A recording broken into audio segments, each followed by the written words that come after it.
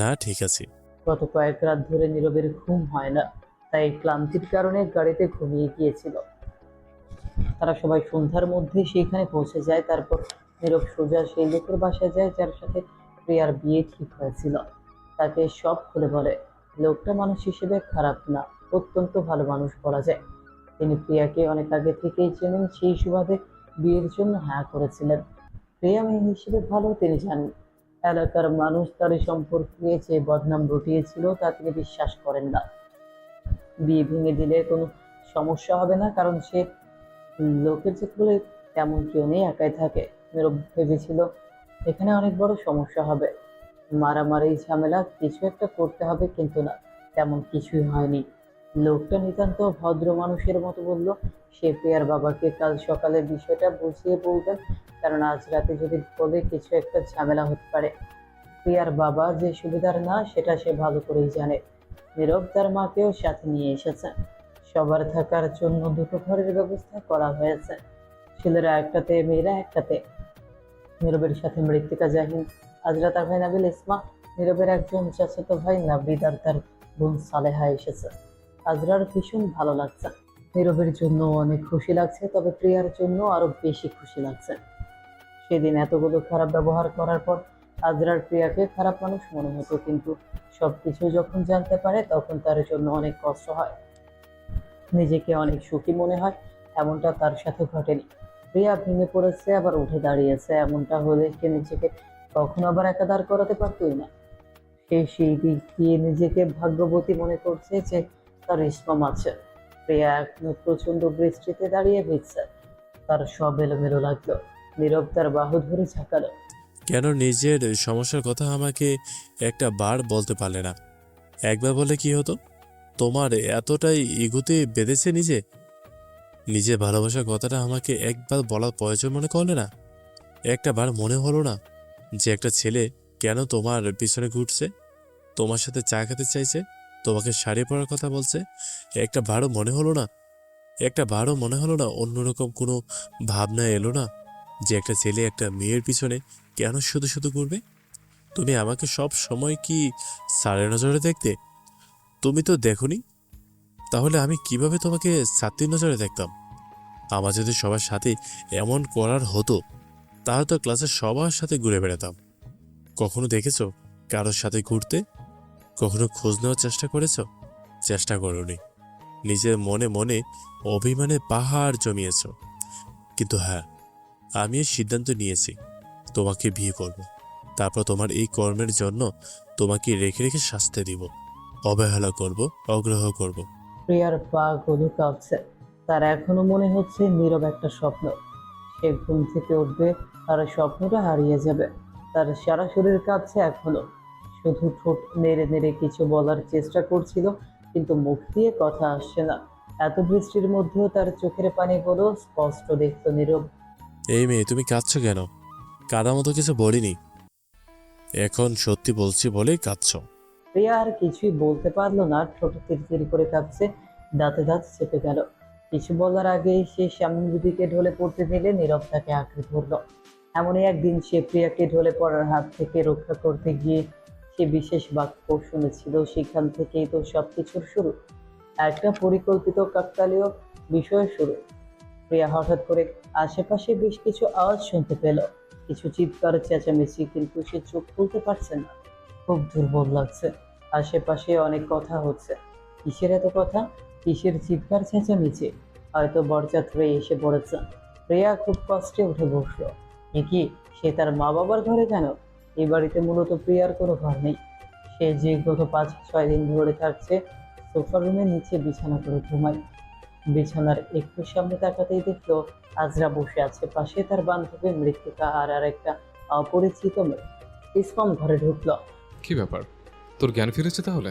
প্রিয়ার মুখ দিয়ে কোনো কথা বের হচ্ছে না। সে কি স্বপ্ন থেকে আরেক স্বপ্নে প্রবেশ করলো? প্রিয়া আশেপাশে বড় চোখে একবার তাকালো। জাহিন তার মাথায় একটা টোকা দিয়ে পড়ল। এটা কোনো স্বপ্ন না গাধা, যা ছিল সব সত্যি ছিল। তুই কোনো স্বপ্ন দেখছিস না। প্রিয়া তার মাথা চেপে ধরল, তার খুব মাথা ব্যথা করছে। মৃত্তিকা বলল, আমি তোর জন্য খাবার নিয়ে আসছি। এখন দুপুরে 12টা বাজতে চললো। তোকে সাজাতে হবে, একটু পরেই বিয়ে পড়ানো শুরু হবে। প্রিয়া কোনো কথাই বলতে পারছে না। কিসের খাবার, কিসের বিয়ে? প্রিয়াকে এভাবে অপ্রস্তুত দেখে ইসমাম বলল, নীরব স্যারের সাথে বিয়ে হচ্ছে, একটু পরেই বিয়ে। যত প্রশ্ন আছে করে নিতে পারিস। কিন্তু উনি কেন এখানে? তোকে ভালোবাসে রে গবেট, তোকে ভালোবাসে, তাই বিয়ে করতে চাইছে। আর বরের কাহিনী তোর বর থেকে শুনিস। এখন খেয়ে নে, না হলে তোর বর আমাদের গুলি করে মারবে। প্রিয়াকে খাইয়ে দেওয়া হলো। নীরবের বাসা থেকে শাড়ি গয়না পাঠানো হয়েছে। প্রিয়ার মা বাবা প্রচন্ড লোভী। নীরবের বাবার সহায় সম্পত্তি ভালোই আছে, তাদের গ্রামে বাড়ি ঘর আছে, জমি জমা আছে। নীরব একটা ভালো চাকরি করে, তার উপর আবার বিয়ের জন্য এত দামি শাড়ি গয়না দেখে তারা কিছুই বলে না। তাদের কথা হচ্ছে মেয়ে ঘর থেকে বিদায় হলেই হলো, এবং মেয়ে নামে যে একটা বদনাম রটেছে, মেয়ের বিয়ে দিয়ে বদনামটা শুধু দূর করবে, তাদের আর মাথা ব্যথা নেই। প্রিয়ার চাচা বেশ কিছু বিষয় ঘাটাঘাটি করেছেন, তারপর কিছুটা দ্বিধা দ্বন্দ্বে রাজি হয়েছেন। রাজি না হয়ে উপায় ছিল না। যে জায়গায় মেয়ের বাবা মা বিয়ে নিয়ে এত নাচানাচি করছে, সেই জায়গায় তিনি তৃতীয় ব্যক্তি হয়ে মাথা ঘামাতে একদম আগ্রহী নন। প্রিয়ার পরনে টকটকে লাল বেনারসি, গা ভর্তি গয়না, পুরো বাড়ি মেহমান দিয়ে ভর্তি। যারা নোংরামের বিয়েতে আসবেন না ভেবে ফোন করেছিলেন, তারাও এসেছেন। প্রিয়ার বিয়েটা নাকি ভেঙে গিয়েছে এটা শুনে, কিন্তু এসে এখন দেখছেন সুদর্শন এক পুরুষ বর বেশি দাঁড়িয়ে আছে। প্রিয়ারও গা ভর্তি গয়না, এত দামি শাড়ি, এত লোক। এসব দেখে এলাকার লোকজন কানাঘুষা করছে। সবাই ভেবেছিল পুরো বড় হবে, যার সাথে প্রিয়া প্রেম করতে পালিয়ে যাচ্ছে। কিন্তু পরে এখানে এসে যখন তারা বিষয়গুলো শুনলো, তখন সবাই এটা নিয়ে অনেক কানাঘুষা করলো, অনেকে হিংসায় জ্বলে গেল। দুপুর 2টা বাজে। প্রিয়াকে বউ সাজিয়ে নীরবের পাশে বসানো হয়েছে। প্রিয়া এক নজর নীরবকে দেখলো, তার পরনে মেরুন রঙের শেরওয়ানি। প্রিয়া তাকে একবার বলেছিল, আপনাকে মেরুন রঙের পাঞ্জাবিতে খুব সুন্দর লাগে। সত্যি ছিল, কথাটা একদমই মিথ্যা ছিল না। এত সুদর্শন একটা মানুষ কি করে হতে পারে? প্রিয়া চোখ নামিয়ে সামনে তাকিয়ে রইল। তার চিৎকার করে কাছে ইচ্ছে করছে, না কান্নাগুলো আর কষ্টের হবে না, এ কান্না আনন্দে। তার ভাগ্যে যে এত ভালো কিছু লেখা থাকতে পারে, বা তার সাথে এমন অনাকাঙ্ক্ষিত একটা ভালো ঘটনা ঘটতে পারে, তার ধারণাই ছিল না। আমরা সাধারণত আমাদের জীবনে অনাকাঙ্ক্ষিত ঘটনা বলতে সেসব ঘটনাকে উল্লেখ করে থাকি যেসব ঘটনা আমার সাথে অনাকাঙ্ক্ষিত ভাবে হয়েছে, কিন্তু ঘটনার ফলাফল খারাপ। তবে আমাদের জীবনের মাঝে মাঝে এমন সব অনাকাঙ্ক্ষিত ঘটনা ঘটে যেগুলোর ফলাফল ভালো।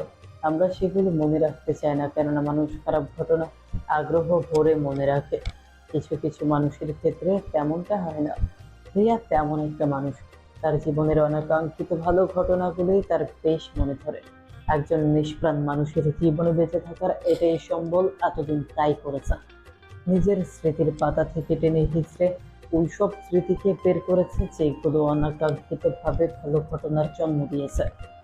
আজ আরেকটা হলো, তার বিয়ের দিন স্মরণীয় একটা দিন। সারা জীবন, এমনকি মৃত্যুর আগ পর্যন্ত এই দিনটার কথা সে মনে রাখতে চায়। অনাকাঙ্ক্ষিত ঘটনার তালিকায় সর্বোচ্চ হিসেবে স্থান দিতে চায় এই দিনকে। নীরব তার হয়েছে, নীরব এখন শুধুই তার। অবশেষে বিয়ে পড়ানো শেষ হলেও সবাই মনোজাত হলো। প্রিয়া এখনো ঘোরের মধ্যে আছে। বিয়ে শেষে নীরব প্রিয়ার হাত চেপে ধরলো, তারপর উঠে দাঁড়ালো। প্রিয়ার বাবা বলল, এই কি বাবা, উঠে দাঁড়াচ্ছ যে? খাবে না? আজকে রাতটা এখানে থাকবে তো? তোমরা তো অনেক দূর থেকে আইছে। ক্ষমা করবেন, আমরা রাত হওয়ার আগেই বাসায় ফিরে যেতে চাই। আমি চাইছি না প্রিয়া আর এক মুহূর্ত এখানে থাকুক। আপনারা অনেক করেছেন, ওকে অনেক দখল দিয়েছেন এই কয়েকদিনের মধ্যে, যার জন্য আমার স্ত্রী ঠিকমতো কিছুই খেতে পায়নি। আমি এখন আর চাচ্ছি না এই পরিবারের প্রভাব আর এক মুহূর্তে পড়ুক। আমি চাই না তার ওপর দিয়ে আর কথা দখলও যাক। আমরা এখনো রওনা দেব। ইসমাম মুখ চেপে হাসি আটকে রাখলো। আদ্রা ফি করে হেসে দিলে ইসমাম চোখ রাঙানি দিল, তবুও থামতে পারছে না। নীরবের কথাগুলো প্রিয়ার বাবার ভালো লাগলো না। নীরব যে তাকে খোঁচা মেরে কথাগুলো বললো সে বুঝতে পারলো। নীরবের চোখ মুখ স্পষ্ট, না সে খুব রেগে আছে, আবার না খুব শান্তভাবে কথা বলছে। তার কথার মধ্যে নীরব রাগের আভাস পাওয়া যাচ্ছে। ইসমামের প্রিয়ার জন্য খুব ভালো লাগছে। সেদিন প্রিয়াকে কথাগুলো বলে মনে মনে কিছুটা আফসোস করেছিল, তবে আজ সেই আফসোসটা পুরোপুরি গায়েব হয়ে গিয়েছে। একটা ভালো মানুষের হাতে প্রিয়ার দায়িত্ব দিয়েছেন, আকাশ আজ যেন নীরবের মনকে প্রকাশ করছে। অভিমানী নীরব যেমন চুপটি করে মুখ কালো করে রেখেছে, আকাশও তেমন। কি একটা বিশ্রী ভ্যাপসা গরম, কোথাও কোনো বাতাস নেই। কে বলবে গত রাতে এত ঝুম বৃষ্টি হয়েছিল। ভর দুপুরে নীরব আর প্রিয়া গাড়িতে উঠল। বর বউয়ের জন্য আলাদা গাড়ির ব্যবস্থা করা হয়েছে, আর বাকি সবাই যাবে অন্য গাড়িতে। আজরা ইসমামকে বলল, আমার মনটা আজকে অনেক খুশি। আমারও প্রিয়ার জন্য খুব ভালো লাগছে। অবশেষে মেয়েটাকে নিশ্চিন্ত দেখতে পারলাম আমরা। নীরব ভাই অনেক ভালো মানুষ, তবে আমি বেশি খুশি আপুর জন্য। আপনার তো আর এখন ওনাকে কম্পিটিশন ভাবার কোনো প্রয়োজন নেই। আমি জানি আমার আজরুষ এক পুরুষে আসক্ত।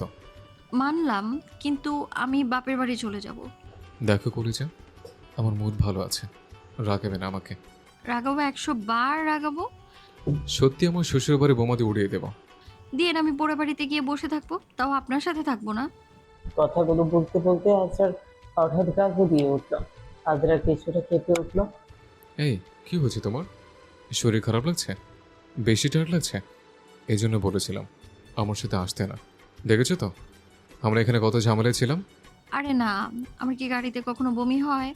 কেন যেন হঠাৎ করে শরীরটা কেমন ঝাঁকি দিয়ে উঠলো, তেমন কিছুই না। ইসমাম আজরাকে নিজের বুকে চেপে ধরল। ঘুমাও এখন। মৃত্তিকা আর জাহিন সামনে থেকে হাসছে। তাদের হাসির কারণে গাড়িতে কেউ বসে থাকতে পারছে না। এমনকি নীরবের অন্যান্য কাসিনরাও এখন হাসা শুরু করে দিয়েছে। ইসমাম জাহিনকে একটা ধমক দিয়ে বলল, আজরের শরীর খারাপ লাগছে, তোদের জন্যই তো পেছনে বসেছে। এখন আমার পেছনে তোদের নজরদারি। আমরা কেউ কিছু বলেছি? এখন কি হাসতেও পারবো না? আজকে এত খুশির দিনে হাসছি, লোকজন যা করছে। রাতের আধার হলে মানা যেত, দিনের বেলায় শাট আপ স্টপেজ। যার মনে যা লাভ দিয়ে উঠে, তো যত সব নিজে তো বউ পাইয়া গেছো, আমাকে তো নাই। আজরার বেশ লজ্জা লাগলো, সরে গিয়ে দূরে জানলার ধারে মাথা দিয়ে বসে রইল। এক ইডিয়েট আরেক স্টুপিডের কথায় কান দিচ্ছে। এদিকে আসো, কাছে আসতে বলেছি না? এভাবে বসে থাকবে না বেয়াদব কোথাকার। বাসায় নিয়ে গিয়ে গালে 2টো থাপ্পড় দিলে সব ঠিক হয়ে যাবে। এসব কথা কেন বলছেন? আমার একটা মান ইজ্জত আছে তো।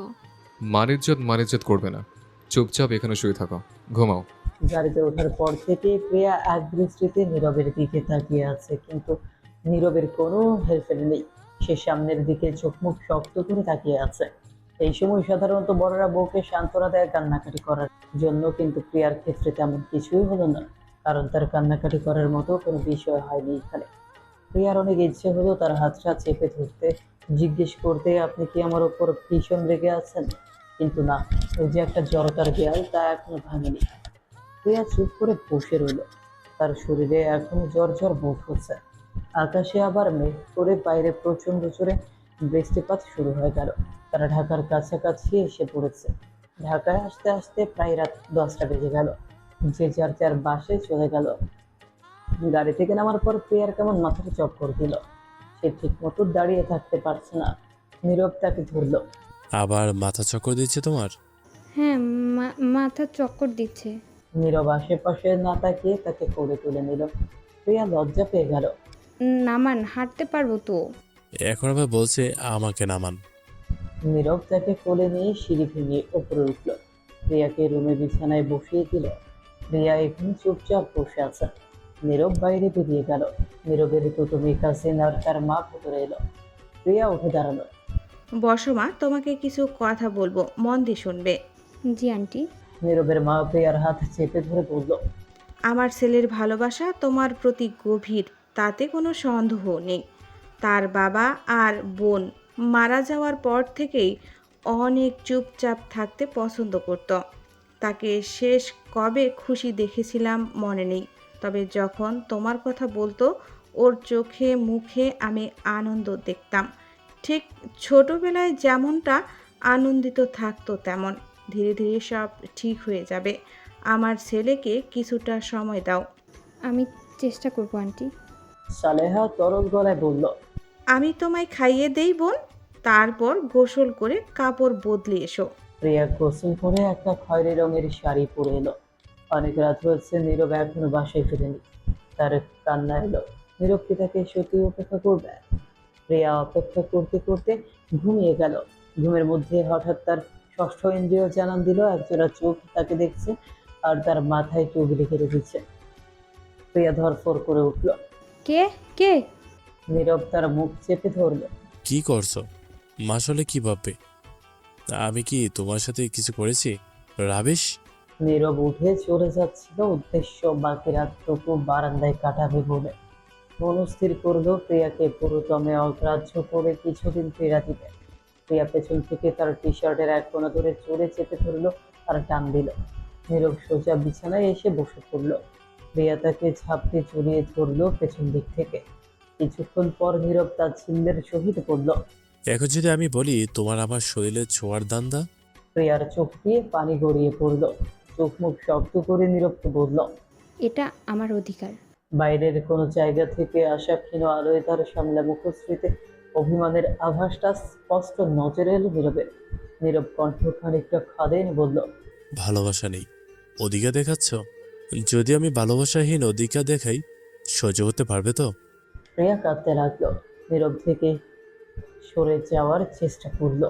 নীরব রেগে তাকে চড়ে চেপে ধরলো। আমার অধিকারের কি হবে? আবার স্বার্থপরতা করছো? আপনি না আমাকে ভালোবাসেন, অধিকার প্রয়োগ করবেন? তুমি আমার ভালোবাসো না? প্রিয়া মাথা নিচু করে চুপ করে রইল। নীরব আবার উঠে চলে যেতে উদ্যত হলে প্রিয়া বলল।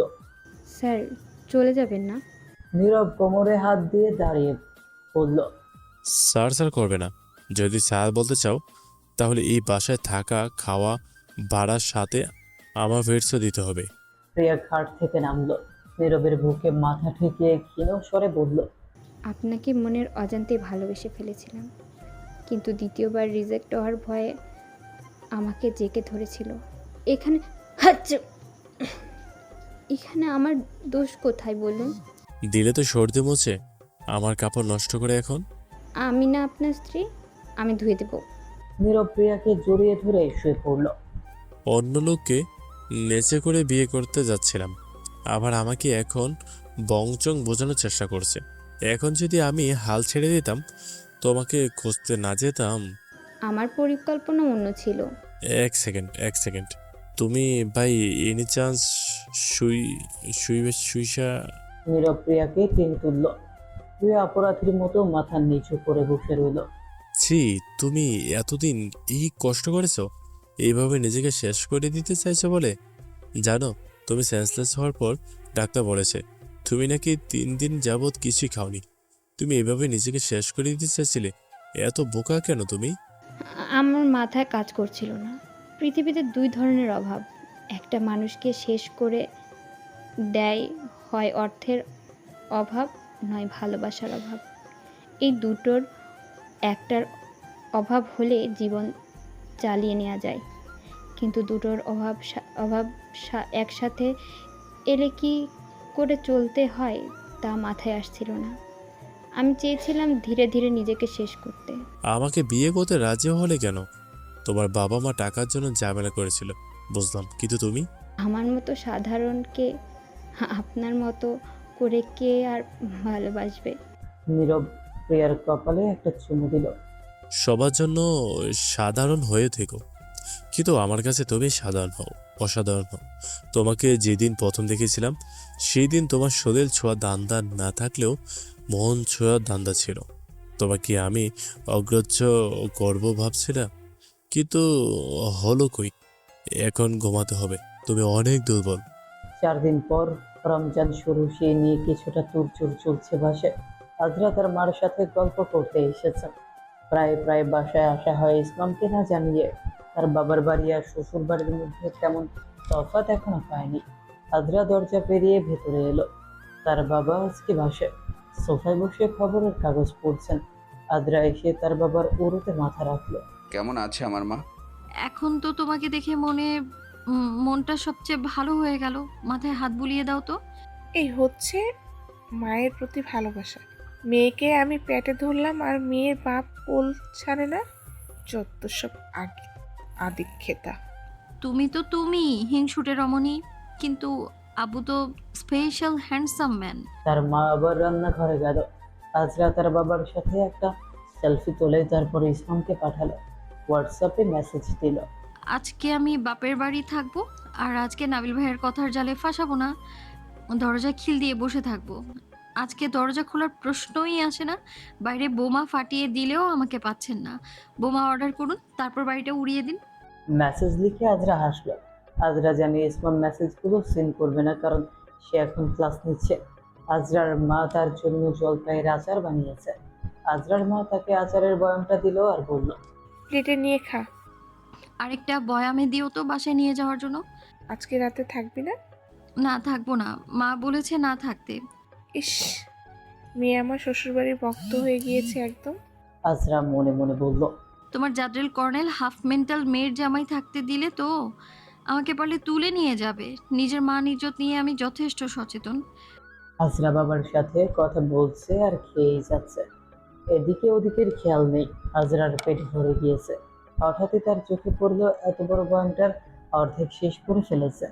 তার মা এসে দেখলো তার মেয়ে 30-40 মিনিটে আচারের বয়াম প্রায় খালি করে ফেলেছে। কি ব্যাপার, তুই এতগুলো আচার খেয়েছিস?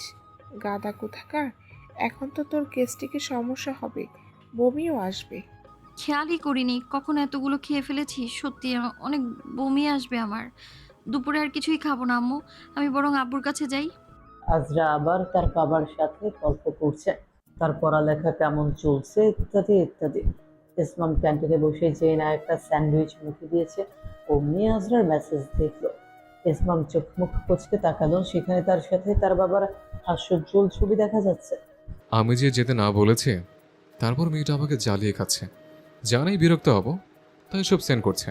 ইসমাম মেসেজ দিল, বাসায় আসার পর যদি তোমাকে না পাই, তোমার খবর করে ছাড়বো, দেখে নিও।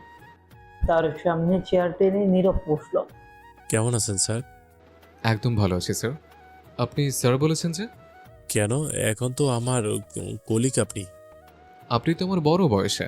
প্রফেশনাল সম্পর্ক তো। আরে হ্যাঁ, আর পার্সোনালি দোলা ভাই। ম্যাজিক্যাল গার্ল কেমন আছে?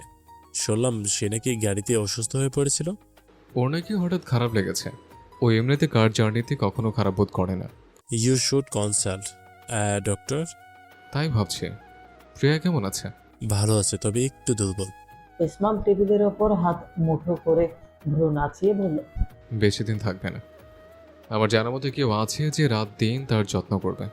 নীরব মাথা নিচু করে হাসলো আর লজ্জা পেল। তো স্টুডেন্টস, ক্লাসের এখনো 10 মিনিট বাকি। তোমরা চাইলেই নিজেদের মধ্যে আজকের লেকচারটা নিয়ে ডিসকাস করতে পারো। ঘন্টা বেঁচে গেল। ইসমাম আর এক মুহূর্ত দেরি না করে পেরিয়ে গেল। ইসমাম ভার্সিটি থেকে একবারে কোচিং এর স্টুডেন্ট পুড়িয়ে তারপর বাসায় আসে। বাসায় আসতে আসতে প্রায় বিকেল হয়েছে, বা কখনো সন্ধ্যা। আজকে সন্ধ্যা হলো। নিচে আজরার কথা জিজ্ঞেস করেছে বলে সবাই মিটিমিটি হাসছে। ইসমাম উপরে চলে এলো। এরা শুধু শুধু সুযোগ পেলেই বিরক্ত করবে। ইসমাম ফ্রেশ হয়ে নিল। ওর মনে হলো আজরা এখনো তার বাপের বাড়ি আছে। এই শ্বশুরের বাড়িটা যদি আমি পারমাণবিক বোমা দিয়ে উড়িয়ে না দিয়েছে, না, আসলে আমার উচিত ছিল কেমিস্ট্রি নিয়ে পড়া। তাহলে পারমাণবিক বোমা আবিষ্কার করে সবার আগে শ্বশুর বাড়িটাকে উড়িয়ে দিতাম। ইসমাম মাথা মুছতে মুছতে বের হলে দেখলো আজরা ইনাবাকে কোলে নিয়ে ঘরে ঢুকছে। তার হাতে একটা ছোট ট্রে, তাতে এক পিস কেক আর এক কাপ কফি। আমি তো মনে করেছিলাম। কি মনে করেছিলেন? এখনো বাসায়? আপনাকে মিস করছিলাম তো। ইসমাম ঠোঁট কামড়ে হাসলো। ইসমাম হাত বাড়িয়ে ইনাবাকে কোলে নিল। এ জাম্মু, এদিকে তাকাও, তাকাও, দেখো কে, চাচুকে দেখো। ইনাবা জিহ্বা বের করে বড় বড় চোখ করে তাকে দেখলো। ইসমাম কফিতে চুমুক দিচ্ছে। আমি তো আজকে বোমা প্রায় অর্ডার করেই ফেলেছিলাম, শুধু সেখানে এক্সিকিউট করার সময় পাচ্ছিলাম না। হয়েছে হয়েছে, আমি ভয় পেয়েছি। আব্বুকে জিজ্ঞেস করলাম যে তোমার মেয়ের জামাই যদি তোমাদের বাড়িটা উড়িয়ে দেয়, তুমি আর একটা বাড়ি বানাতে পারবে? আব্বু বললো আপাতত টাকা নেই, তাই ফিরে এসেছি। না হলে আজকে আমার সেখান থেকে ফিরে আসার কোনো প্ল্যান ছিল না। ফিরে তো তোমাকে আসতেই হতো, তোমাকে তুলে নিয়ে আসতাম। আহারে, এ বাড়ি থেকে এ বাড়ি 2 মিনিটের মাথায় তুলে নিয়ে আসতেন আমায়? হ্যাঁ, ঘরে 2-3টা আচারের বয়াম, এগুলো কোথায় পেলে? আরে আম্মু দিল। আজকে অনেক আচার খেয়েছি বুঝলেন। আচার খেতে খেতে প্রায় সব শেষ করে ফেলেছি। তারপর আমার মনে পড়লো আমার তো গ্যাস্ট্রাইটিস হতে পারে, তারপর বন্ধ করে দিয়েছি। সিরিয়াসলি? তুমি অর্ধেক ডিব্বা আচার শেষ করেছ, এখন যদি রাতে বমি করেছ, চট দিয়ে দাঁত ফেলে দেবো। সারাক্ষণ এমন করবেন না তো। বলতে বলতে আজরার গা ঘুরিয়ে এলো। এই কি বলে তোমার, বমি করবে? আগে জানতাম। আজরা দৌড়ে চলে গেল বাথরুমে। বমি করতে করতেই বলল, ইনাবাকে ভাবির কাছে দিয়ে আসুন তো, ঘুমিয়ে গিয়েছে। ইসমাম তড়িঘড়ি করে ইনাবাকে তনিমার কাছে দিয়ে এলো। এসে দেখলো আজরা বসে আছে বিছানায়। ইসমাম তার পিঠে হালকা করে মালিশ করে দিল। কি ব্যাপার বলো তো, বমি হচ্ছে কেন? কতগুলো আচার খেয়েছো তুমি? আসলে ওই জারের অর্ধেক, আরও একটার অর্ধেক, সম্ভবত বেশি আচার খাওয়া হয়ে গিয়েছে। তোমাকে এখন যে কি করতে ইচ্ছে করছে? আচ্ছা ঠিক আছে, আর খাবো না তো, ওগুলো ফেলবেন না। ইসমাম সেগুলো নিচে রেখে এলো। এগুলো যতক্ষণ তোমার সামনে থাকবে তুমি ততক্ষণ খেতেই থাকবে। আজরা নাক মুখ ফুলিয়ে বসে রইল। আপনার জন্য আমার জীবনের স্বাধীনতায় ভাটা পড়েছে, কোনো কিছু শান্তিতে করতে দেন না। একদম চুপ। আমরা পরশুই ডক্টরের কাছে যাব। ঠিক আছে, যাব। পরের দিন আজরা ভার্সিটিতে ক্লাসে বসে আছে। পেছনের কিছু মেয়ে আলোচনা করছে। আজরার মাথা গরম হয়ে গেল। তার স্বামী সম্পর্কে এসব উদ্ভট কথা বলে কিভাবে? আজরা পিড়বিড় করে বলল, মন তো চাইছে ঠাটি দুটোকে থাপ্পড় দিয়েই দেই, কিন্তু আমার হাত বাঁধা, কিছু করতে পারছি না। তোদের চুল ছিঁড়ে আমি শাক রান্না করবো, ফকিনির দল। বন বিচুটি ঝাড়া দরকার তোদের। মেয়েগুলো বিস্ফোরিত নয়নে তাকিয়ে বলল। মেয়েগুলো সব মাথায় হাত দিয়ে বসলো। কানা ঘোষা শুরু হলো। আজরা আবার ঘুরে বলল, আর ইসমাম স্যারের বউ প্রেগনেন্ট, জানো না? নুসরাত বিষম খেল। কাশতে লাগলো জোরে। কি বলে? নিজের প্রেগনেন্সির কাহিনী নিজেই বলে বেড়াচ্ছে। ব্রেক টাইমে নুসরাত আজরাকে কোনায় নিয়ে বলল, কি রে, তুই কি প্রেগনেন্ট? আরে দূর, কিসের প্রেগনেন্ট? ওদের জ্বালানোর জন্য বললাম। কি বলিস? আমিও তো ভাবলাম তুই প্রেগনেন্ট। আরে না রে, মেয়েগুলোকে একটু একটু নাড়া দিলাম, আর নাড়া খেয়ে নাড়া নাড়া রাড়া রাড়া নাড়া রাড়া হয়ে গেল। আমিও তো বলি যে প্রেগনেন্সির খবর কেউ নিজে এভাবে ঢোল পিটিয়ে বলে বেড়ায়। আরে ওরা কি আর যাই হোক, বাদ দে। আজরার দুর্বল লাগলো আর মাথাটাও কেমন ঘুরছে। চোখে সবটা ঝিলমিলি দেখতে লাগলো। আমি বাসায় যাবো রে। কেন? আমার শরীরটা কেমন জানি খারাপ লাগছে। তোর চোখ মুখ কেমন দেবে আছে। হ্যাঁ, আমার ভয় করছে, আমার পুরো সমস্যাটা কি আবার মাথা চাড়া দিয়ে উঠলো নাকি? দেখতে দেখতে আর 3-4 দিন কেটে গেল। ইসলামের কাজের জন্য আজরাকে নিয়ে যেতে পারেনি আর আজরার শরীর ভালো না, তাই জিদ করেছে আর যাবে না। রোজা শুরু হয়ে গিয়েছে, আজকে তৃতীয় রোজা। আজরুস, ঘুম থেকে উঠছো না কেন? সরি খেতে হবে তো। আপনি খান, আমি খাচ্ছি তো। তোমাকে আমি রাত জাগতে নিষেধ করেছিলাম। মন চাই কে যে করি তোমায়। ইসমাম আজরাকে কোলে তুলে নিল।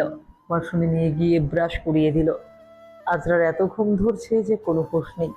আজরা মাত্র 30 মিনিট হবে ঘুমিয়েছে। এতক্ষণ রাত জেগে জেগে কি করেছো কে জানে। আজরা আবার ঘুমিয়ে গিয়েছে। ইসমাম নিজেও জানে না আজরা আজকাল কেন এত ক্লান্ত থাকে। ব্রাশ করিয়ে দিয়েছে, তবুও ঘুমে ঢলে পড়ছে। ইসমাম তাকে আবার বিছানায় শুইয়ে দিল, সে আবার ঘুমোচ্ছে। ইসমাম নিচে গেল। সবাই খেতে বসে গিয়েছে। সালমান বললেন, কি ব্যাপার আজরা মা কোথায়? তোমার আজরা মাকে তো আদর দিতে দিতে বাদর বানিয়ে ফেলেছে সবাই মিলে। বাদরটা আমার মাথা উঠে নাচছে এখন। সবাই হেসে ফেললো ইসলামের অঙ্গভঙ্গি দেখে। এখন সে ঘুমাচ্ছে। রাত জেগে জেগে কি করে কে জানে।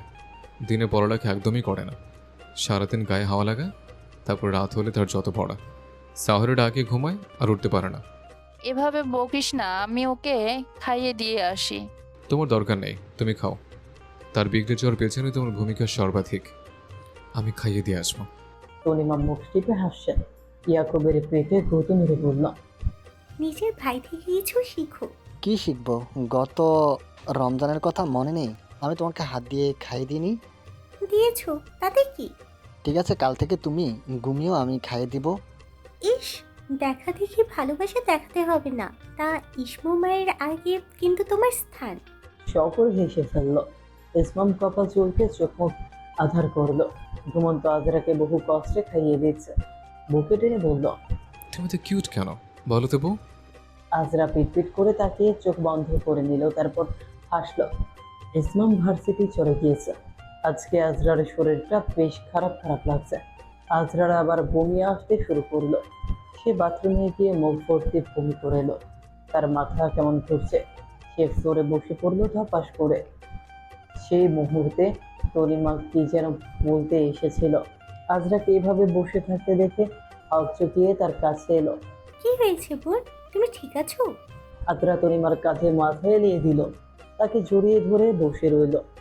ভাবি, আমার যেন শরীরটা কেমন খারাপ লাগছে, ঠিক আগে যেমন লাগতো তেমনটা। আমার কি আবারও সেই মানসিক সমস্যা হয়েছে? চলো ডাক্তারের কাছে যাই, অত ভেবো না। আপনি ইসমামকে বলবেন না প্লিজ? আচ্ছা ঠিক আছে, বলবো না, শান্ত হও, কিছু খেয়ে নাও আগে।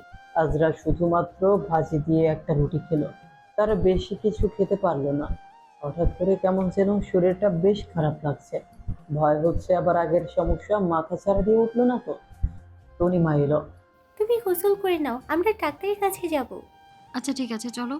সময় বিকেল 4টা। হঠাৎ করে হালকা বৃষ্টি নেমেছে। আজকে ইসলামের হাতে অনেক কাজ, কয়েক বান্ডেল খাতা আছে, এগুলো নিয়ে যাওয়ার জন্য রিক্সা দরকার ছিল, কিন্তু যে এই হারে বৃষ্টি একটা ট্যাক্সি ডাকতেই হবে। বাড়ি থেকে 10 মিনিটের রাস্তায়, ক্যাব দিয়ে যাওয়া যদি অবান্তর, তবুও যেতে হবে, কিছু করার নেই। ইসলাম ক্যাব বুক করার জন্য ফোন চেক করছে। বৃষ্টির তোর কিছুটা কমে এসেছে। তার পরনে হলুদ সাদা লং ফ্রক, আজরার হাতে একগুচ্ছ সাদা গোলাপ ফুল, মাথায় নীল ছাতা, হাতে আরেকটা হলুদ ছাতা। ছাতা থেকে পানি গড়িয়ে গড়িয়ে গোলাপের গায়ে লেগে চকচক করছে। আজরার মুখে বিস্তৃত হাসি।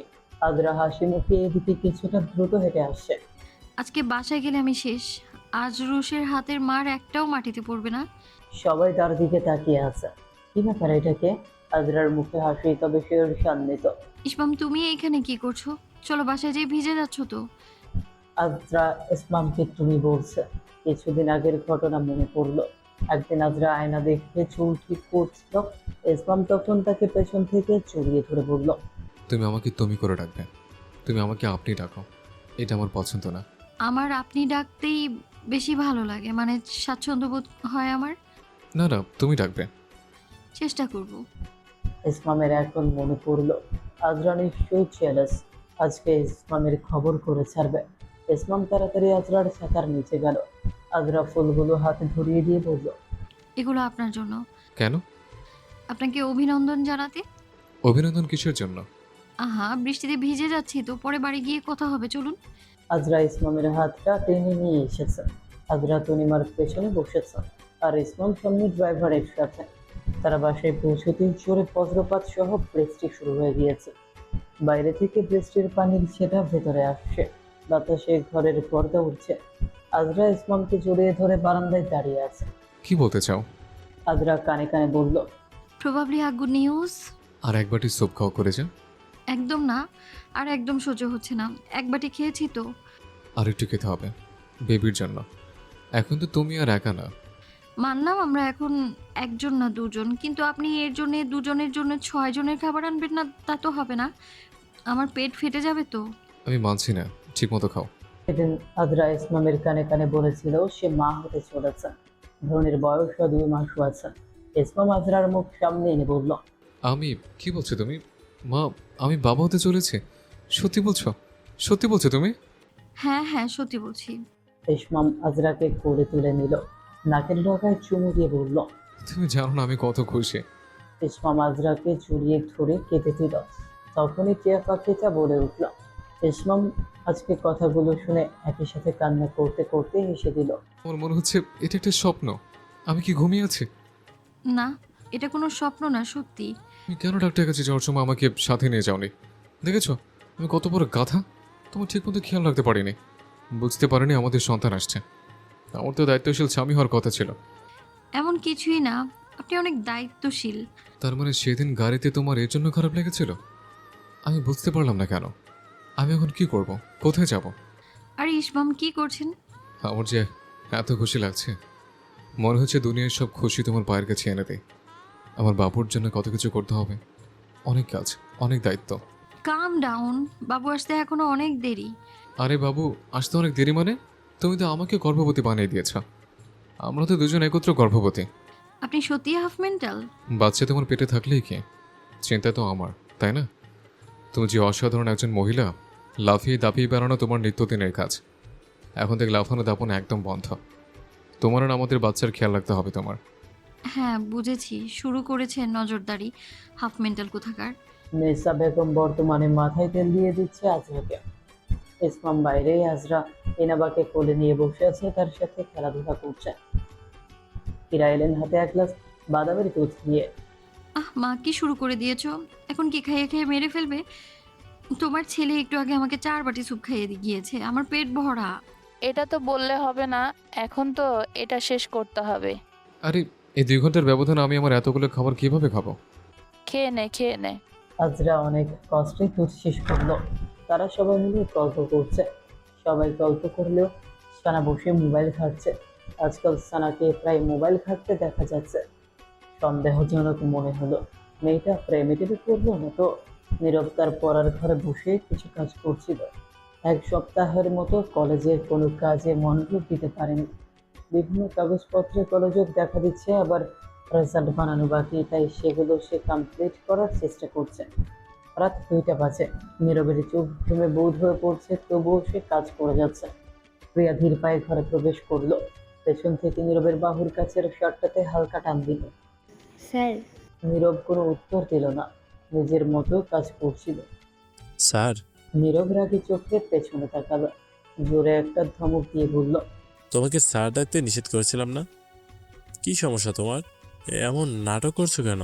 প্রিয়া মাথা নিচু করে ধীর কণ্ঠে বলল, নীরব, আপনার জন্য কফি এনেছি। সম্ভবত আপনার ঘুম পাচ্ছে। নীরব সামনে তাকিয়ে হাসলো, পেছনে ঘুরে বলল, আমি এখনো ভাবছিলাম কফি বানাবো গিয়ে, তুমি ঘুমাওনি কেন? ঘুম আসছিল না। এমনিতেও একটু পরেই সেহরির সময় হবে, রান্নাও তো করতে হবে, তাই না? আর ঘুমোবো না, আমি একটু আপনার পাশে বসি। নীরব তীক্ষ্ণ নজরে তাকাতে প্রিয়া রেঞ্জে বলল, বিরক্ত করব না, আই প্রমিস। শুধু একটু বসে থাকবো, একা রুমে বসে থাকার ইচ্ছে নেই। ঠিক আছে, বসো। প্রিয়া লাইব্রেরির তাক থেকে একটা বই নিয়ে গেল, নীরব থেকে একটু দূরে বসলো। 10-15 মিনিট যাবৎ প্রিয়ার চোখে বইয়ের মাঝখান থেকে নীরবকে দেখে যাচ্ছে। এভাবে করতে করতেও একসময় নীরবের সাথে ঘেঁষে বসলো, তারপর নীরবের কাঁধে মাথা রাখলো। আপনি আমার সাথে রাগ করে থাকবেন না প্লিজ, আমার খারাপ লাগে। নীরব হাসলো, ঘুরে প্রিয়ার মুখটা উঁচু করে ধরলো আর বলল, তোমাকে কে বললো আমি তোমার সাথে রেগে আছি? এই যে আপনি সারাদিন আমার সাথে কথা বলেন না, দেড় রাত পর্যন্ত জেগে থাকেন, সকাল সকাল ভার্সিটি চলে যান, আমি বুঝতে পেরেছি আপনি এখনও রেগে আছেন। আসলে আমি বোকা, আমার জ্ঞান বুদ্ধি কম। সারা দুনিয়াকে আমি আমার যে কঠোর রূপটা দেখাই সেটা আসলে তেমন না। বাস্তবে আমি অনেক বোকা। আমার আপনজনের ভালোবাসার প্রয়োজন আমার, আর আপনি ছাড়া আর কে আছে বলুন? আপনি কি আমার পরিবারের? আরেকটা কথাও বলবে না। এই কয়েকদিন তোমার বিরহে ভার্সিটিতে অনেক উল্টাপাল্টা কাজ করে ফেলেছি। হিসেবে গোলযোগ, চূড়ান্ত পরীক্ষার রেজাল্ট, আরও অনেক ঝামেলা ছিল, যার কারণে এখন কাজগুলো শেষ করতে ইচ্ছে, আর তুমি শুধু ভেবে বসে আছো তোমার সাথে আমি রাগ আমার সেই দিনেই পড়ে গিয়েছিল। কিন্তু যেটা বলছিলেন আমাকে শাস্তি দিবেন। শাস্তি তো সে অন্য রকম ভাবেও দেয়া যায়, এইভাবে শাস্তি দিলে আমার শরীরের ক্ষতি। যেমন ধরো, তোমার শাস্তি দিলাম, তুমি সবসময় আমার জন্য শাড়ি পরবে আর চোখে কাজল দিবে। যখন তুমি সুখের অস্ত্র বিসর্জন দিবে আর তোমার কাজল জড়িয়ে যাবে চোখে সর্বোত্ত, তখন আমি সেটায় আমার অদর ছোঁয়াবো। তারপর তোমার রোজ রোজ 4টা পর্যন্ত অপেক্ষা করব। এইগুলো কি শাস্তি না? আপনি কি তাহলে আমাকে ক্ষমা করে দিয়েছেন? হ্যাঁ, তোমার সাথে আমি কখনো রাগ করছিলাম না, ক্ষমা করার প্রশ্নই ওঠে না। প্রিয়া প্রশস্ত হাসলো, নীরব তার অধরে অধর ছোঁয়ালো। প্রিয়ার চোখ দিয়ে অশ্রুর ধারা বইল। তোমাকে অনেক ভালোবাসে প্রিয়া। প্রিয়া কিছুই বলতে পারলো না, শুধু চুপ করে মাথা নিচু করে রইল। এত রাতে বাসরের জন্য ফুল পাবো কোথায়? বারান্দায় বাগান বিলাস দিয়ে কাজ চালাতে হবে। মানে? দেখতে দেখতে দিন চলে গেল। এসমা মাজরাকে সারাক্ষণ চোখে চোখে রাখে, বেশি প্রয়োজন ছাড়া ঘরের বাইরে বের হতে দেয় না, সারাক্ষণ চোখে রাখে। তার খাবার দাবার থেকে শুরু করে সব নিজে নিয়ন্ত্রণ করছে। মাঝে মাঝে আজরা বিরক্ত হয়ে যায়, আবার মাঝে মাঝে নিজের সৌভাগ্যের কথা ভেবে কান্না চলে আসে। আজকের দিনটা আনন্দের, কারণ আজি আজরার ঘুম ভেঙে গেল। সে নাড়াচাড়া করতে ইসমামেরও ঘুম ভাঙলো। ইসমাম চোখ ডলতে ডলতে বলল, কি হয়েছে বলো তো? এই কে? তুমি তো অনেক ঘেমে গেছো, তাড়াতাড়ি ওঠো, কাপড় বদলাতে হবে। ফ্যানের পাওয়ার বাড়িয়ে দিলেই আবার ঠিক হয়ে যাবে। একটু পরে গোসল করতে হবে তো। এখনই কাপড় বদলে এসো। আজকাল আপনাকে দেখলে মনে হয় আমার কাপড় ধুতে থাকা ছাড়া আপনার আর কোনো কাজই নেই। ইউনিভার্সিটিতে পড়ান না? কাপড় আমি ধুয়ে দিচ্ছি না, তোমার বদলাতে কি সমস্যা? আজরা ইসলাম দুজনে গোসল করেছে। আজরার পরনে মেরুন রঙের একটা জামার সাথে কালো ওড়না, কালো সালোয়ার, চুলের ঢিলা লম্বা বেনি করেছে। ইসলামের পরনে মেরুন রঙের পাঞ্জাবি। ইসলাম আয়না দেখে মাথা মুছে যাচ্ছে। আজরা তার কাছে এলো, টলে দাঁড়িয়ে উঁচু হয়ে তার মাথা মুছে দিতে লাগলো। ইসলাম সামনে ঘুরলে আজরা তার হাতের পিঠে চুমু খেয়ে বলল, সালামি দিন। ইসলাম এতক্ষণ যে কারণে খুশি ছিল এখন একটু কুচকে ফেললো। মেয়েটা এখনই সালামি চাইতে এসেছেন। গতবার ঈদে তাদের পরিস্থিতি ভিন্ন ছিল। আজরা মানসিকভাবে বিপর্যস্ত ছিল, যার কারণে তাদের ঈদটা তেমন গুরুত্ব সহকারে কাটেনি। ইসলাম আজরার কাছাকাছি যাওয়ার চেষ্টা করেনি, তবে এবারের ঈদটা ভিন্ন। কি হলো, সালামি দিবেন না? ঠিক আছে, দাঁড়াও। ইসলাম মানিব্যাগ নিয়ে এলো। মানিব্যাগ থেকে 5,000 টাকা বের করে আজরার হাতে দিল। আজরা চোখ মুখ কুচকে বলল, 5,000 টাকা দিয়ে আমি কি করব? এক সেকেন্ড, 5,000 টাকা মানে? আপনি তো শুধু আমার সালামি দিচ্ছেন, আমার বাবুর কি হবে? আজরা তার পেটে হাত বুলিয়ে বলল, আমার বাবু কি সালামি তবে পাবে না? তার বাবার সাথে তার প্রথম ঈদ, অথচ তার বাবা তাকে সালামি দিল না। একদম চিন্তা করবে না, তোমার কৃপণ বাবার থেকে সালামি তোলার দায়িত্ব তোমার আম্মুর। আমার বাবুর সালামি দেন। সেটা না হয় বাবুর বাবার কাছে জমা থাকলো, আগে দুনিয়াতে আসুক, তারপর হাতে হাতে দিয়ে দেব। এগুলো চোরের উপর বাটপাড়ি হয়ে গেল তো। আমার আর বাবুর সালামি দেবেন আমি কিচ্ছু জানি না। আমি তো ডাবল ডাবল সালামিই নিব। এত বছর ধরে যত সালামি জমেছে সব দিবেন। আমার কাছে তো এখন এত টাকা নেই, আপাতত 5,000 রাখো। না না, মানছি না, মানবো না। আচ্ছা ঠিক আছে, মানতে হবে না। ইসলাম আলমারি থেকে একটা ব্ল্যাঙ্ক চেক বের করে আজরাকে দিল। এই ধরো, এটাতে যত ইচ্ছে অ্যামাউন্ট বসিয়ে নিও, তবে 30,000-এর বেশি বসাতে যেও না, তোমার জামাই ফকির হয়ে যাবে। আমি 50,000 বসাবো। ইয়াকুব ধনিমার হাতে সালামি দিয়ে বলল, ধরো ধরো, বাবুর আম্মুর জন্য। আরে বাহ, এই বছর নিজে থেকে সালামি দিয়েছেন। এখন তুমি আমার বাচ্চার মা হয়েছ, তাই তোমার জোরাজুরি করার দরকার নেই। এখন ভালো হয়ে গেছি। তোমার কথাগুলো কৃপণ থেকে প্রমোশন হয়েছে। আমি কিন্তু তোমাকে অনেক ভালোবাসি, তাই। ভালোবাসি কথাটা মুখে বলতে হয় না ভীতু রাদীপ সাহেব। আজরা ইসলাম নিচে নেমেছে। আজরা ইনাবাকে কোলে নিয়ে দাঁড়িয়ে আছে। তারা সবাই বিভিন্ন ধরনের কথা বলছে। আজকে সবাই একই রকম পোশাক পরেছে। বাড়ির সব মেয়েদের পরনে মেরুন রঙের শাড়ি অথবা থ্রি পিস, আর ছেলেদের মেরুন কালো রঙের পাঞ্জাবি। নাবিল তাদের একটা ছবি তুলে দিয়েছে। ছবিটা বেশ সুন্দর হয়েছে। সেখানে সবার হাস্যোজ্জ্বল চেহারা দেখা যাচ্ছে। ছবিটা ফ্রেমে বাজিয়েছেন সালমান ফারসে। তিনি ছবিটাতে হাত ঘুরিয়ে দিচ্ছেন। রাত হয়েছে। এরা এসে তার পাশে বসলো। কি ব্যাপার, কি দেখছো? এই ছবিটা দেখছি। ভাবতে পেরেছিলে ইরা কখনো তুমি একটা অনাথ ছেলের হাত ধরে তার সংসারে আসবে? কখনো ভেবেছিলে একজন অনাথের জীবনে তুমি এত বড় আশার আলো হয়ে সব বদলে দেবে? সালমান, নিজেকে বারবার অনাথ বলবে না। তুমি আমাকে অনেক সুন্দর একটা পরিবার উপহার দিয়েছো ইরা। আমি তোমার কাছে কৃতজ্ঞ, বুঝলে? আল্লাহর কৃপায় 3 সন্তানের বাবা হতে পেরেছি। এখন পুত্রবধূ আছে, নাতি নাতনির সংখ্যা বাড়ছে।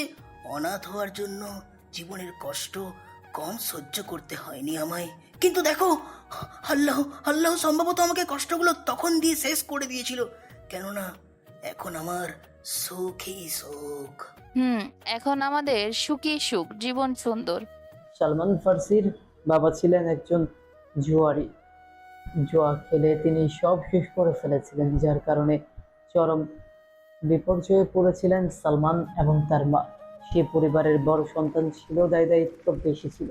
তখন অনেক কষ্ট করে ভাই বোনদের লেখাপড়া করিয়েছেন, জমি জমা বিক্রি করে ফেলেছে, কিন্তু শেষমেশ কোন আত্মীয়তার সঙ্গ দেয়নি, ভাই বোনদের সাথে সম্পর্ক নেই।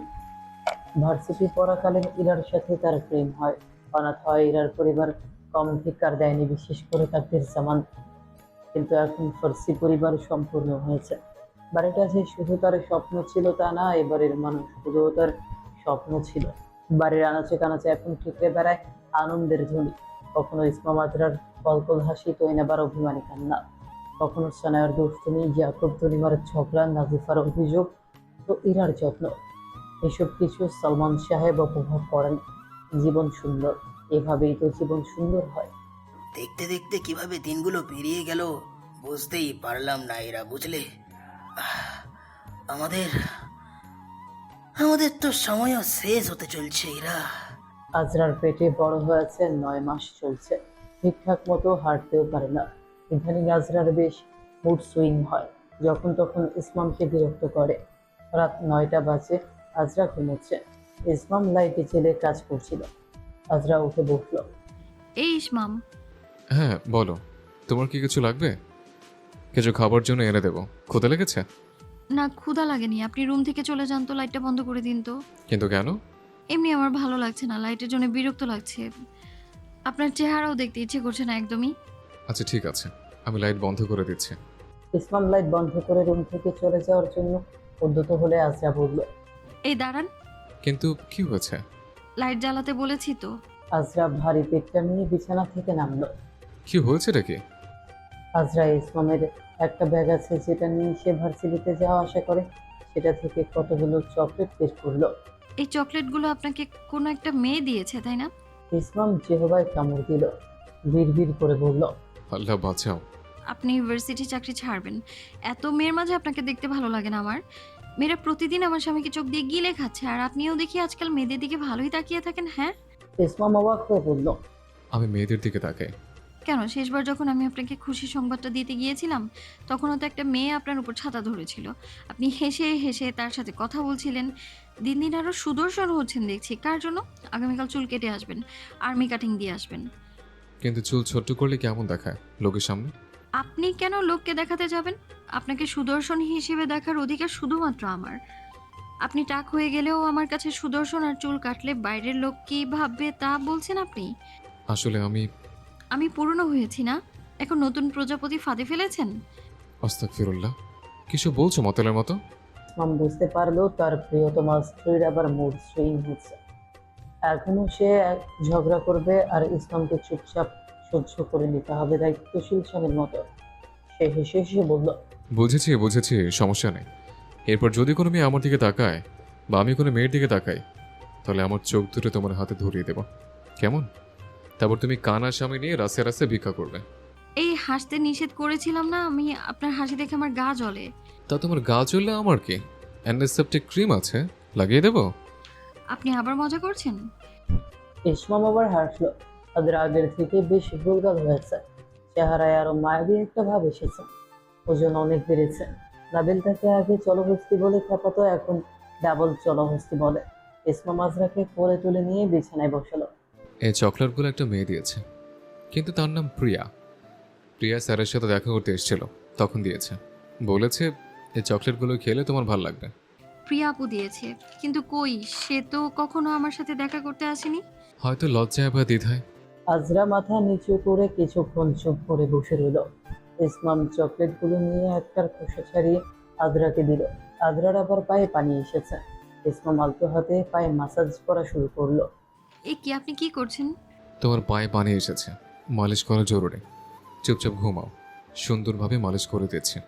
আজরা বিছানায় আধ শোয়া হয়ে বসলো। ইসমাম পায়ে মাসাজ করে দেওয়ার জন্য এখন কিছুটা আরাম লাগছে। একটু কাছে আসবেন, আমার পাশে একটু বসুন না। কি হয়েছে? আজরা ইসমামের কপাল থেকে পড়ল। আমার কেন যেন ভয় হচ্ছে। আমি জানি এই কথাটা তুমি আমাকে দিনের মধ্যেই কতবার বলো, হিসেব নেই। এত ভয়ের কিছু নেই। জীবন এক্সপিরিয়েন্স তোমারও প্রথমবার, আমারও তো প্রথমবারই। ইসমামের নিজেরও ভয় লাগছে। যদিও আজরার ফিজিক্যাল কন্ডিশন ভালো, তবে একটা ভয় সবার মনেই থাকে, প্রথম সন্তান বলে কথা। ইসমাম আজরার মাথায় হাত বুলিয়ে বলল। আমি আছি তো, এত ভয় পাওয়ার কিছু নেই। আমাদের বাবু সুস্থ সবলভাবে আসবে। আমার যদি কিছু হয়ে যায়?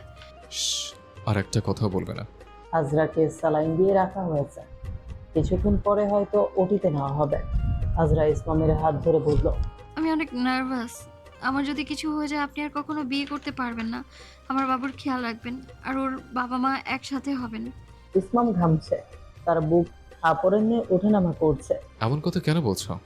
এমন কিছুই হবে না। আমার অনেক ভয় লাগছে। আমি আপনাকে হারাতে চাই না। আমি যদি তোমাদের সাথে খারাপ কিছু করে থাকি তাহলে আমায় মাফ করে দিয়েন। এমন উল্টাপাল্টা কথা কেউ বলবে না, চুপ করো, একদম চুপ করো, তো কিছুই হবে না। নাবিল এগিয়ে এলো, আজরাকে জড়িয়ে ধরে বলল, তোর কিছুই হবে না, হ্যাঁ একদম চিন্তা করবি না। তুই এবং বাবু দুজনেই সুস্থ থাকবে, টেনশন নিস না তো। তোর স্বামী যদি কোনো নার্সের দিকে তাকায় তাহলে তার চোখ দুটো তুলে দেওয়ার দায়িত্ব আমার উপর। নিশ্চিন্তে থাকতে পারিস, গতবার দরজা খোলার মতো পক্ষপাতিত্ব করবো না। আজরা কাঁদতে কাঁদতেই হেসে ফেলল, যেন তার জীবনের নব অধ্যায়ের সূচনা আনন্দের অশ্রুর সহিত হচ্ছে। পার্থী বাড়িতে সকাল থেকেই সবার ব্যস্ততা। 3 বছর বয়সী ইনাবা গুটি গুটি পায়ে এগিয়ে আসছে। ইসমাম আজরাকে চোখ রাঙিয়ে বলল, তোমার জন্য আমার মাটা আমাকে সারাক্ষণ এসে বলতে বলতে নামে ডাকতে থাকে। হাফ মেন্টালকে তো হাফ মেন্টালই ডাকবে, আর কি ডাকবে তাহলে? কি হয়েছে মামনি? এসো, চাচুর কোলে এসো। চারিদিকে অনুষ্ঠানের আয়োজন চলছে। পরিবারে আজকে ছোটখাটো করে একটা জন্মদিনের অনুষ্ঠানের আয়োজন করা হয়েছে ইনাবার 3 বছর হওয়ার উপলক্ষে। সেই জন্যই সবাই তৈরি হচ্ছে। ইসমাম ও আজরার ছেলে আজমাইনিয়াত ফার্সি, বয়স 2 বছর হবে। ইসমাম আজমাইনকে পরিষ্কার করে দিল। সে হাঁটতে পারে, তবুও মাঝে মাঝে প্যান্টে এইসব কর্মকাণ্ড করে বেড়ায়। আজরা গিয়ে আজমাইনের গাল টেনে বলল, বাবার মতো পটিখোর হবি না একদম, আমার মতো চালাক হবি। মায়ের মতো হবে না বাবা, মা একটা পচা। দেখছো, তোমার আবুকে হাফ মেন্টাল শিখিয়ে বেরিয়েছে। তোমাকে শিখিয়ে ফেলবে তখন আমি কি করব বলো তো বাবা? ছেলে তোমাকে আব্বু বলা শিখে গিয়েছে। ছেলেকে তো আদব শিখিয়েছে, কিন্তু ছেলের মাকে শেখাতে পারেনি। গাধি আর বেয়াদবি থেকে গেল। আজকের অনুষ্ঠানের পর বাপের বাড়ি চলে যাব। আগের বার গাধি বিয়ে করেছিলেন, এরপর মানুষ বিয়ে করবেন। ইসমাম আজরার কোমর টেনে ধরল। আজরার ঠোঁটে ঠোঁট ছোঁয়ালো। দরজার কাছ থেকে আওয়াজ এলো, আমরা অন্ধ, ফুফি আর আজমাইন কিছুই দেখেনি। চলো তো আজমাইন, আমরা চলে যাই। আদ্রা দূরে ছিটকে সরে গেল। সানা চোখ বন্ধ করার ভঙ্গিতে আজমাইনকে নিয়ে হাঁটা ধরল। তুমি যখন তখন এসব কেন শুরু করে দেখো তো? আজকে আমার মানিজ্যটা পুরো শেষ হয়ে গেছে। আরে ধুর, নবনব বিবাহিত দম্পতিদের ক্ষেত্রে এগুলো স্বাভাবিক। একটু কাছে না আসলে আজমাইনের ভাই বোন কীভাবে আসবে? ও তো একা বোধ করছে। নব নব আশ্চর্য, এত জলদি হচ্ছে না। আমি আর পারছি না। আজমাইনার তার বুড়ো বাবাকে সামাল দিতে দিতেই তো আমি শেষ। একদম বুড়ো বলবে না, আমার বয়স এখনো 30 হয়নি। সেটাই তো, দেশের জনসংখ্যা বৃদ্ধি করার চিন্তা ভাবনা করছো। হ্যাঁ হ্যাঁ, তখন তোমার 17 বছর বোধ হয়। এরকম 17 বছর প্রেমে পড়লে দেশের জনসংখ্যা বৃদ্ধি হবেই। তুমি কি কম যাও নাকি? 14 বছর বয়সে 17 বছর বয়সে আমার প্রেমে হাবুডুবু খাচ্ছিল না? তোমার নিজের চরিত্র এত সুবিধার না ইসমাম, বললেই হলো ওটাকে প্রেম বলে না। ভাগ্যিস আব্বু তোমায় পছন্দ করতেন, না হলে তোমার মতো বাদর মুখকে কে বিয়ে করতো? তাই নাকি? এই বাদর মুখকে 1 মিনিট না দেখলে তো তোমার পরাণ পানি শুকিয়ে যায় না? রাতে আজমাইনকে ঘুম পাড়িয়ে আজরা টেবিলের সামনে দাঁড়িয়েছে। বাইরে বৃষ্টি হচ্ছে। ইসমাম তাকে পেছন থেকে জড়িয়ে ধরল। আজরা তাকে ছাড়িয়ে বারান্দায় চলে গেল। ইসমাম লোভে স্বরে বলল, সময় অনেক কিছু বদলে দিয়েছে, তাই না? চাইলেও আমরা আর আগের মতো হতে পারি না। সময় তোমার ভুঁড়ি বাড়াতে পারলো না কেন ইসমাম? চলো না, আজকে আবার আমরা 17 বছর বয়সী আজরা ইসমাম হয়েছে। আজরা মুচকি হাসল। ইসমামকে জড়িয়ে ধরে রইল। আমার চোখে তুমি সবসময় 17 বছর বয়সী ইসমাম সাদাব ফার্সি। চুল পরে টাক হয়ে গেলেও ঠিক তাই। আমার চোখে তুমিও সবসময় 17 বছর বয়সী Mohsin Azra Zaman. I want to be forever young in your mind.